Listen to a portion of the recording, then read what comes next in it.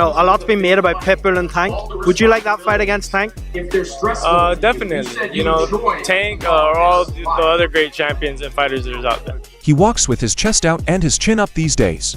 He talks and moves in a way that makes it look like he already rules the battle world. This man really thinks all the great things he says about himself. I think a lot of his opponents jump in a lot. I think I would be a lot more cautious, a lot more patient, use my jab more. Why not fight? A lot of people thought Isaac Cruz, the bully, would beat him up and make the fight look easy. Cruz is known for being tough and always putting people under pressure, but Ru made him look like a fighter who didn't have a plan. He now wants to fight Von Davis, and they are going to meet in January. About a week ago and say that you declined that fight. I mean, it wasn't really an offer, you know. It wasn't really an offer. It was more like I was just asked about Tank. I said, nah, 35, you know, and we never really dove into it. There was no, detail. Tank has been the division's main source of income for a long time. The pound for pound one of the most well-known stars in boxing is Ru, who is a knockout artist. Fighters dream of getting a shot at Tank, but for Rao, it's not about the money, or so he says. He claims it's about showing himself as the best. I beat Pitbull easily, he said recently, almost brushing off the fight like it was a practice session. Now I'm looking to fight Tank. Hey, the wife went to the bathroom real quick, so I figured I'd shoot a short. Look, bro, ain't nobody trying to see Tank Davis versus Jose Rayo Valenzuela. Cut that shit out, bro. If you fight Rayo Tank, it's gonna be hard for me to be called. However, even if Ru took down Cruz, it seems the judges aren't buying it.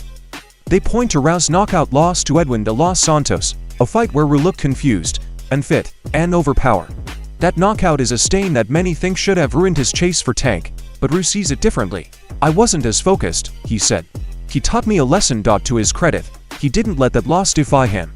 Instead, he recovered against Cruz, a win that has suddenly made him a big name in the lightweight talk. Gervonta Davis, these fans have been great, and that's why, they came out and what I promised is a depth already, and we did it tonight. The Crow fight wasn't just about winning, it was about how he won. Ru used his length, his speed, and his skill to control the pace. Cruz hit hard, rushed forward, and kept up his trademark pressure, but it didn't matter. Ru turned him into target practice, and when the final bell rang, it was clear who the better fighter was. Even Leonard Orby, one of Tank's closest figures, admitted Ru has the goods to face Tank in the fight. When asked whether a fight like this would happen, his answer was pretty simple: why not? He's a good boxer. Getting in a fight with Gervonta now because of that win, because he got the title now, do you see him moving up to 140 to get that title? Why not? Why not? Music to my ears. Yeah, I like that. Yeah. Why not? Why not? He's a good fighter. Why not? Do you think if he... Being a good fighter isn't enough when you're going into the ring with Tank. Tank is a different animal. He's smart, strong, and punishes mistakes in ways few people can. People aren't lining up to fight Tank because they know what happens, and they do. Yet Ru doesn't just want the fight, he's already talking about how he'll win it. If I fought Tank, I would fight him very smart. I have killing power, he said openly. I wouldn't be shocked if I knocked him out. I'm very smart. I would have my feet under me, and one thing you can never count out is power. I also got long reach. So I'm a dangerous fighter, and it wouldn't be an easy fight for him. I'll tell you that. And I wouldn't be surprised if. And that's where the debate lies. Ru's self-belief is clear, but many see it as fantasy. The same fans who watched him beat Cruz are quick to tell everyone about his loss to the Los Santos. They say that if he couldn't handle that pressure, he has no business calling out Tank. Yet Ru doesn't flinch when he hears the criticism. He leans into it. People say that because they saw the fight with Edwin. He said that wasn't me at my best. Fight, bro. Ain't nobody trying to watch Tank Davis fight Jose Valenzuela right now. Maybe in the future. Maybe if Jose Valenzuela keep winning and make a big name for himself. Ain't nobody trying. It's the kind of talk that keeps people interested even if they don't believe in him. Boxing fries on callouts like these, and Ru is giving it in loads. His faith isn't just a selling point, it's a condition.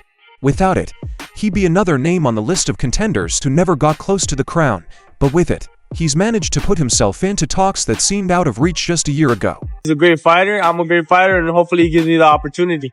If not Ryan, who else would be your next opponent, or who would you like to fight down the line? Any of these top guys, you know, I would like an undefeated fighter next. Okay. You know, the last guy I fought had a lot of experience, but maybe he's a little older. So I would like an undefeated fighter, maybe more towards his prime.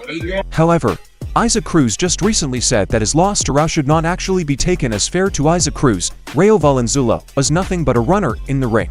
Yes, you heard it right, Isaac Pitbull Cruz hasn't held back his views on his recent loss to Rayo Valenzuela, describing the fight as little more than a run. Cruz's anger with Rayo style has been on full show, and he's made it clear he has no interest in a repeat from many fans. Cruz's words support their opinion that Rayo doesn't have what it takes to beat a top power puncher like Tank, but not everyone sees it that way. Some think Cruz is making excuses and ready to give Rayo credit for what was a smart and skilled win. With Gervonta, he's looking to explode in situations where you're not ready, right? So he waits for you to wear out so that he catches you off guard, and out of nowhere he catches you. But if you understand that, then of course you got to know he's not coming with anything other than a right hook or an overhand or an uppercut. He can't shoot. Our outbox cruised over 12 rounds in a fight that took place last summer on August 3rd in Los Angeles. Despite Cruz's constant attack, Rayo stayed calm, using movement and time to stay one step ahead. The final punch stats told the story. Valenzuela hit 171 of 516 punches, while Cruz connected on just 18 of 521. It wasn't the kind of fight Cruz thrives in, and that's exactly why he suffered. Our fought smart and stuck to a game plan that annoyed Cruz at every turn. Cruz, however, sees things differently. He's called Rayo a runner and accused him of being in a real fight. In an appearance with Fight Hub TV, Cruz attacked Rayo's methods, saying, "Do you prefer to see real fights or see someone running and doing runs around the ring? You have to make hits. If you're not making hits, it's not fighting." Cruz's distaste for Rayo style is obvious, and he's made it clear that he doesn't think highly of the so-called Mexican Loma. For some fans, Cruz's concerns make sense. They point out that Rayo's switch to a more technical movement-based style only came after his crushing third-round knockout loss to Edwin in the SD in September 2022. That loss showed flaws in Rayo's defense and raised questions about his ability to handle pressure.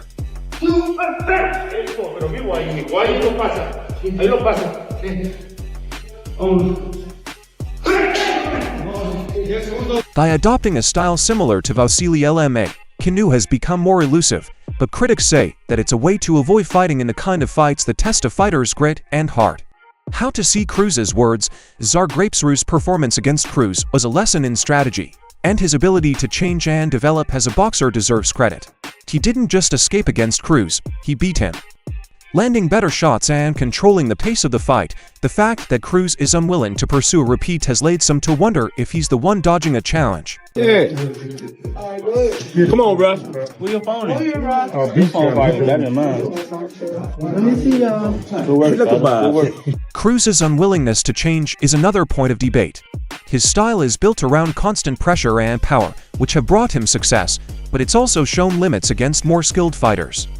Rayo isn't the only fighter who could give Cruz trouble with movement and skill at 140 pounds, where Cruz is now competing. He'll face even more tests from slick boxes like Richardson Hitchens, Devin Haney, and Jack Hall. If Cruz doesn't learn to cut off the ring and deal with movement, his fiery style could become a problem.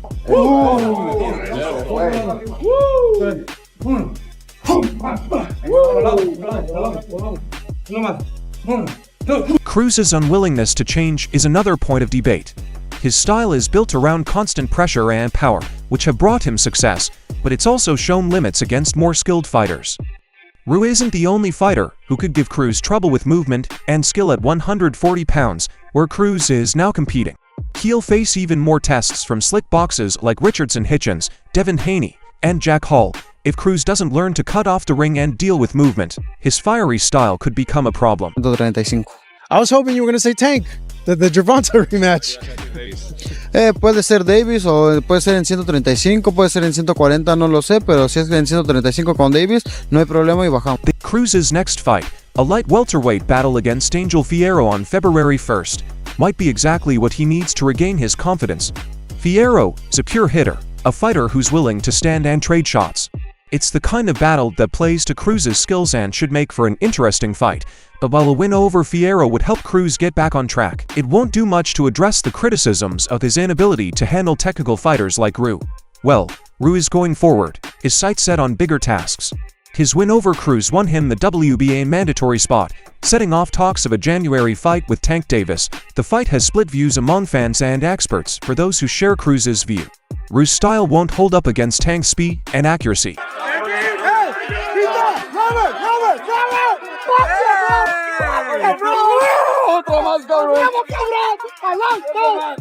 Garcia didn't hold back when Davis should consider Ruiz as his next opponent.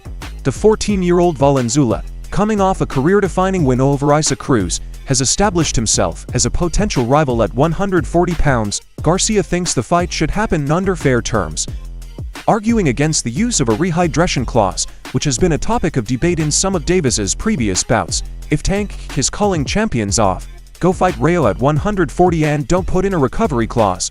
Just go fight him and do the fight. Garcia stated he stressed that the lack of limits would not only make the fight more competitive but also more important in ensuring Davis's reputation.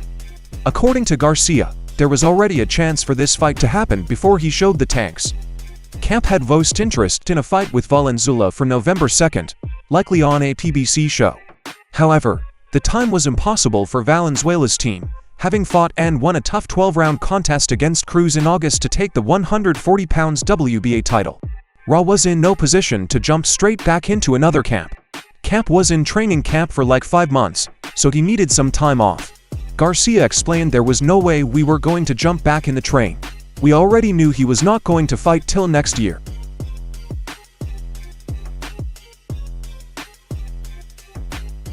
The trouble wasn't just time, the terms were also a sticking point. Garcia stated that the fight was suggested at lightweight, not at 140 pounds, where Valenzuela now holds a title. For Garcia, this was a ridiculous notion. Man, he just became champion at 140. Garcia said, making it clear that Valencia's attention stays on proving himself in his normal weight class rather than draining himself to make 135.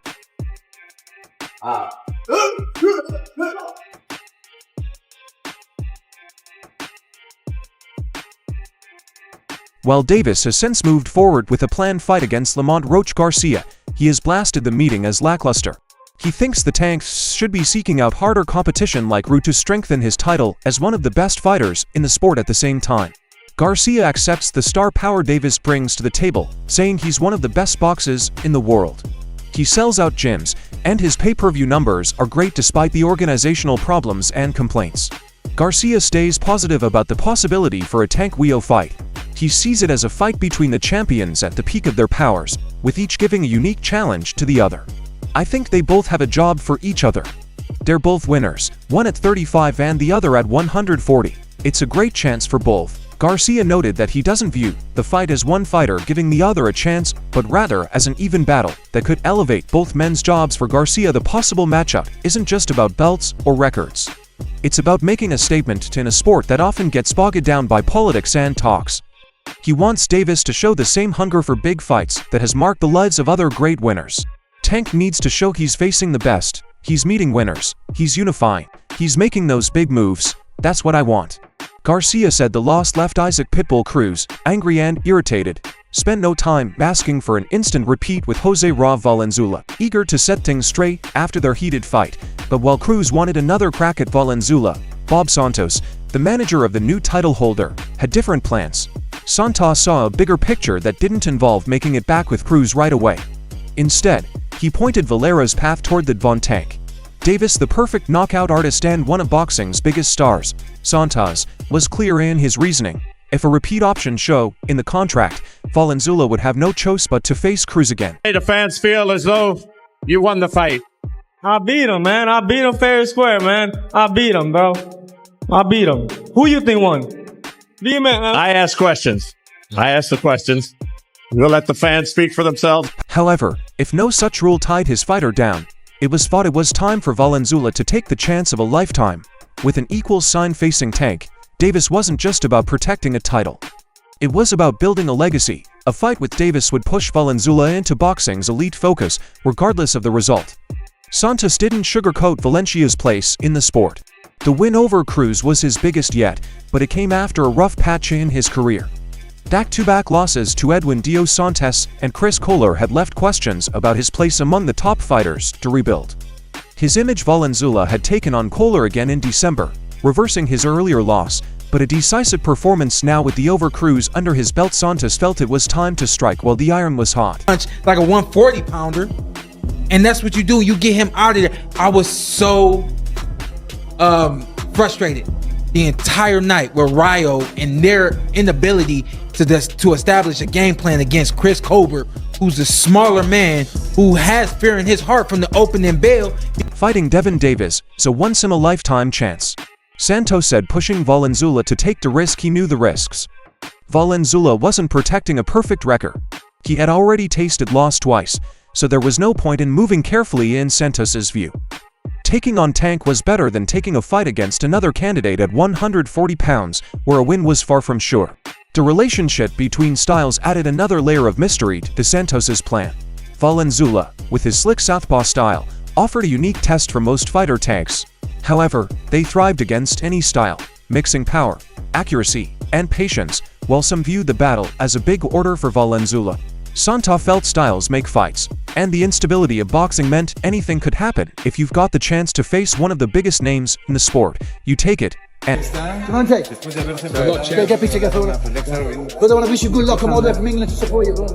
however, if no such rule tied his fighter down, Santos believed it was time for Valenzuela to take the chance of a lifetime. F=sign facing Tank. Davis wasn't just about protecting a title, it was about building a legacy. A fight with Davis would push Valenzuela into boxing's elite focus, regardless of the result. Santos didn't sugarcoat Valencia's place in the sport. The win over Cruz was his biggest yet, but it came after a rough patch in his career. Back-to-back losses to Edwin Dos Santos and Chris Kohler had left questions about his place among the top fighters to rebuild. His image Valenzuela had taken on Kohler again in December, reversing his previous loss with a winning showing.